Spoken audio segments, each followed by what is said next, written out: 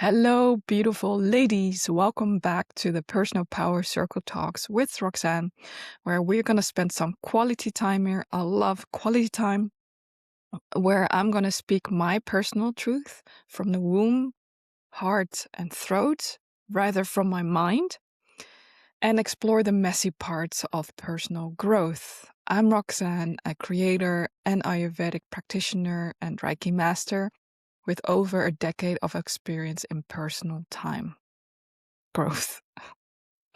So it's basically time to share all my stories, what I have been experiencing. As you get to know me, I'm a deep person, an empath, love to reflect and contemplate about life.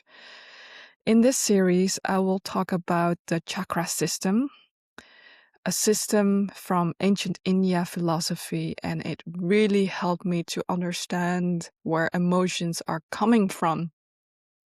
Once diving deeper in this system, I discovered it's such a beautiful framework to understand your energy system as well, and so much more. And since now I'm really into this energy and basically energy language,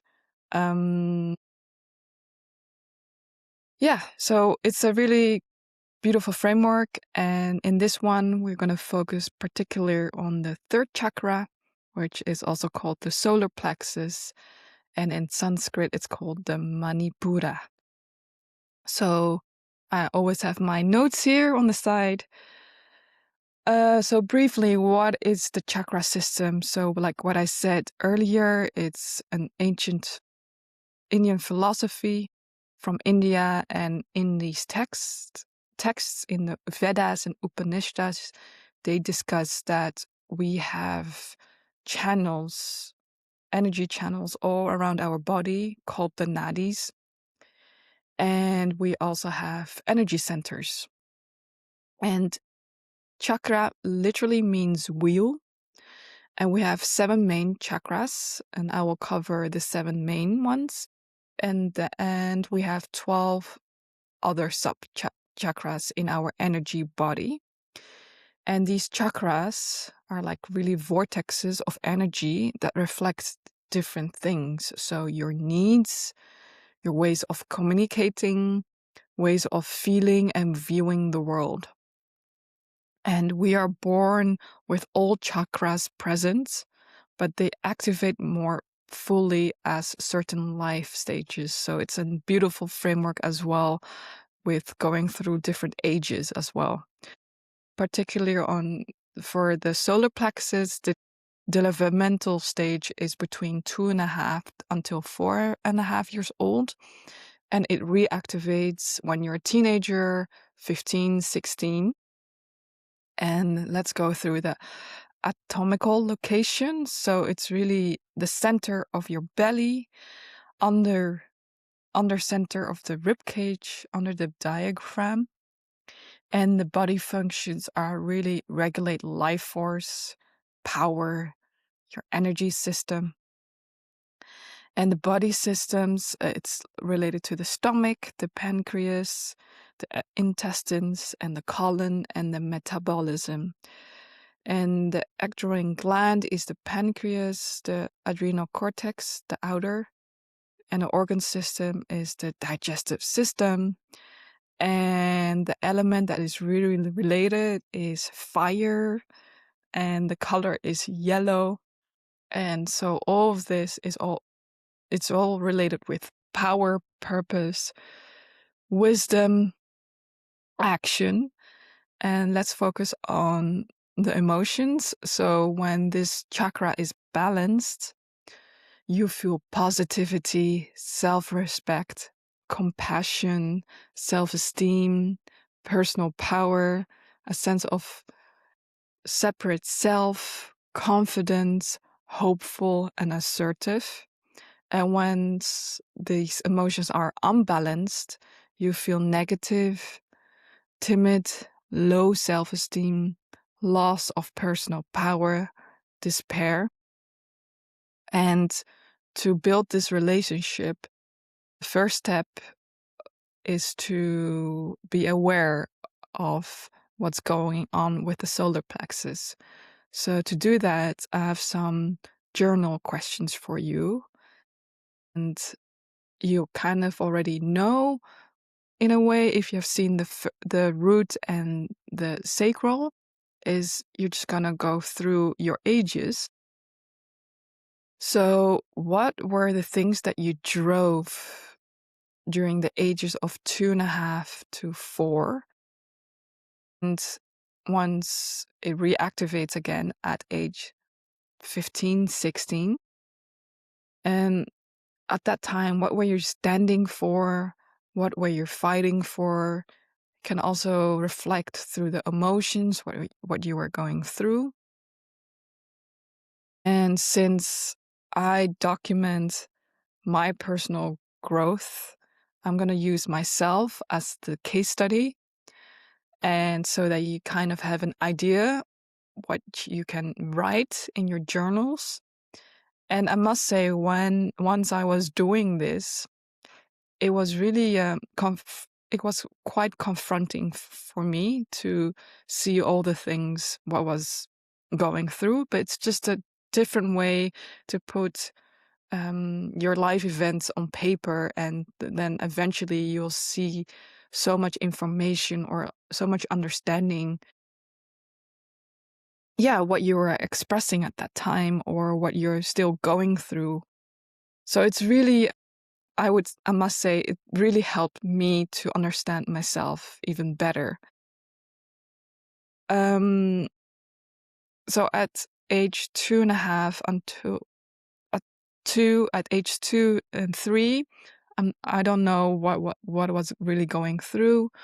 As you know, if you have seen the episodes of the root and the sacral, I was adopted when I was 3.5, so I don't know during that period. But I did discover, if you just look at these emotions, I was really an unsecure kid, low self-esteem, definitely. But let's look at age 4.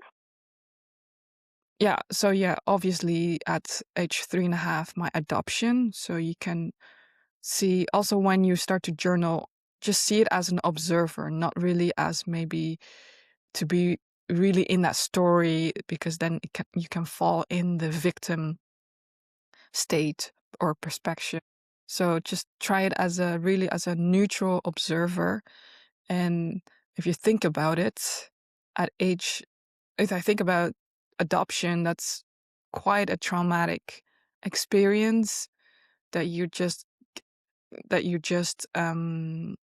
get moved from your actual root country and you're moved to a complete different place, and also different and unfamiliar people. So that must be very terrifying for a 3.5-year-old.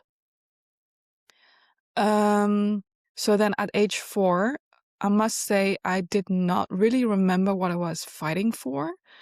I did remember during those moments I was mostly expressing myself through drawings, and that was really nice, and really integrating into this new family, I guess. And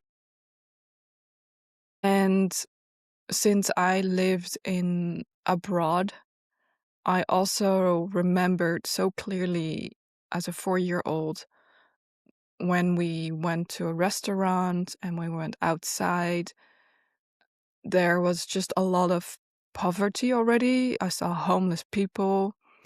There was this particular one that we had dinner from an Italian restaurant, and then once we walked out, you see these people who wanted food, so we did give the leftovers to them. So I was already exposed of these different themes of, poor and rich. And at age 4, there was also a moment or maybe a phase or a season that I was really holding on to my mother's clothes while I was falling asleep. And that was really definitely like this fear of abandonment. And there was also a period that I couldn't sleep at all. And to think about it, I mean, that was also a period that I was dreaming a lot. I cannot recall the dreams, but I do remember that I was just feeling a lot of fear. So now let's look at age 15, 16. So that was the time that that was the time that you just really start to explore to be a teenager. And I do remember the time that I just had guy friends, because that was just the time period that I didn't want to be in the girls drama with so much drama. Like, no, not for me. So I had this nice boys gang, so that was really nice. And that was for me the period of age 15 or 16 that my parents got divorced. So that was also quite a big moment for me, and especially also questioning about relationship. And I must say that was really the first time that I experienced depression, just very low numbness. And I must say there was a period that it was a blur. And also maybe at that moment that was the first time that I started questioning myself. Who am I? What am I doing here? And at that time, I did not have the tools. So I kind of just survived in a way, but then in a really unhealthy way, which is like numbing myself and closing off.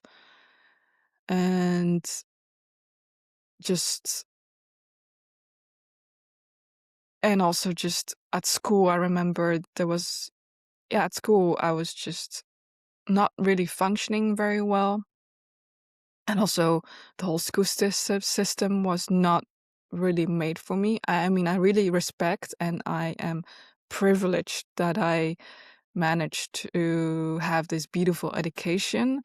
But just looking back, I just struggled a lot about myself. And it's really about, like, at that period, I think I lost my trust. So really, low self-esteem. And also a lot of negativity. And another time, first time, so, and also like for what I was fighting for at the age 15, I didn't really, I think I had no idea, or I had not really a drive.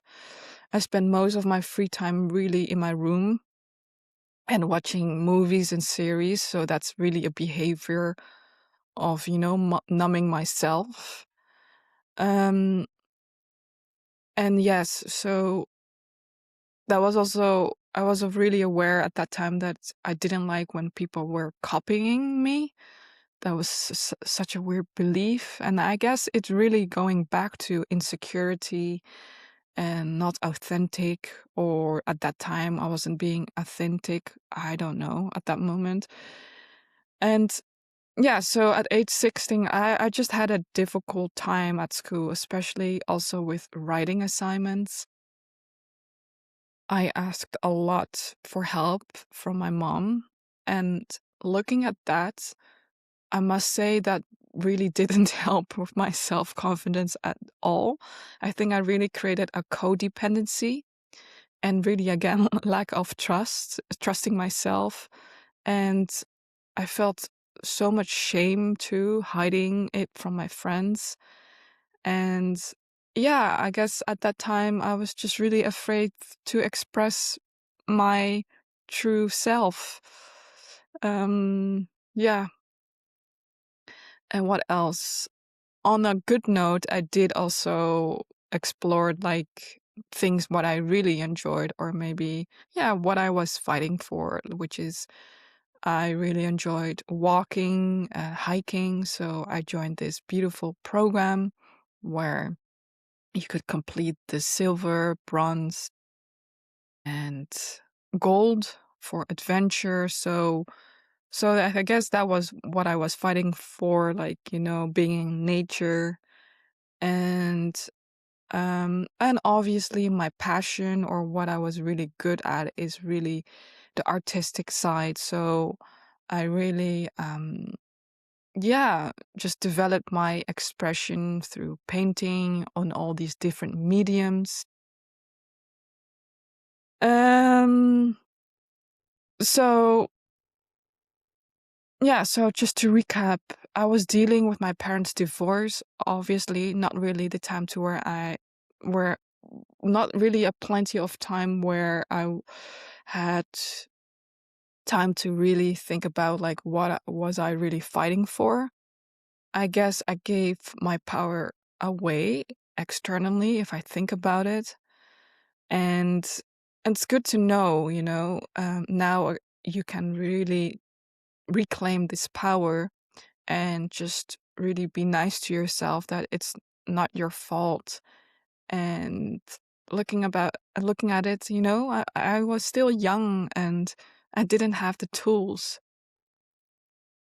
But I must say that was just really that, yeah, teenage year, that period that I really started to numb myself and just not express at all. Which I must say, if you keep doing that, that's how the results can lead to depression. So that's an unhealthy way, and it's good to know. And in the energetic perspective, which I find it super fascinating to explore, is that it's basically really stagnant energy. So you're not really moving your energy, or you're not really working with the energy. And if you think about it, to prevent depression is, you know, um, focus on movement, do exercise and all those basic things. So that's really interesting. So yeah, so now it's your turn. I'm curious what you will find out if you go through these ages and just journal what was happening at that time moment at age 2.5 and 4.5 years old. What were you fighting for? Were you giving your power away? And also a journal when the solar plexus reactivates when you're at age 16. Like, what were you fighting as a teenager? The rebel side, the fire. Um, yeah, so yeah, based on these examples, I must say it really helped me to understand myself so much better, and not really blaming also the external events. And also, once you have this entire overview, you start to see certain patterns, which is really nice and then win to see. And then if you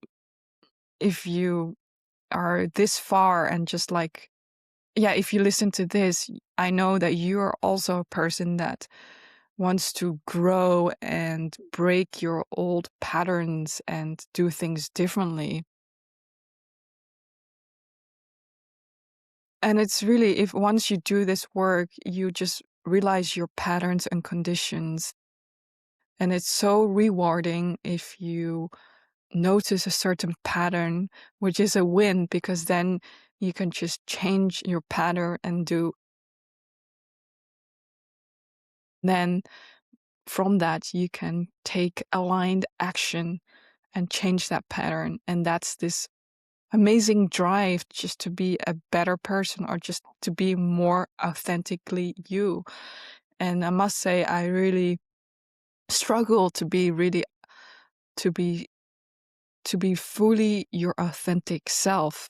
Even talking to this podcast to you, I find it still challenging, but I do see the benefits if you just talk once, if you talk your personal truth, and rather the mind, which I've been doing for so long. And um, and what really helps to speak from your personal truth is body awareness. And once you're aware of these things also in your body, and once you are aware of what's going on with your body, then you can change these certain patterns. And one way is what really helped me is, after this whole decade of personal growth, like intellectually I understood everything, but on an embodied level, my body, I wasn't really feeling it. And one way what really helped me is Reiki. And I am so honored that I can serve Reiki to you and to experience this beautiful state of your actually your natural state. It feels so good. I am calling in 3 women who are ready to receive this Reiki session with me in person in Amsterdam. If you're feeling called, go on my website to book, and I will see you in the next one. Bye!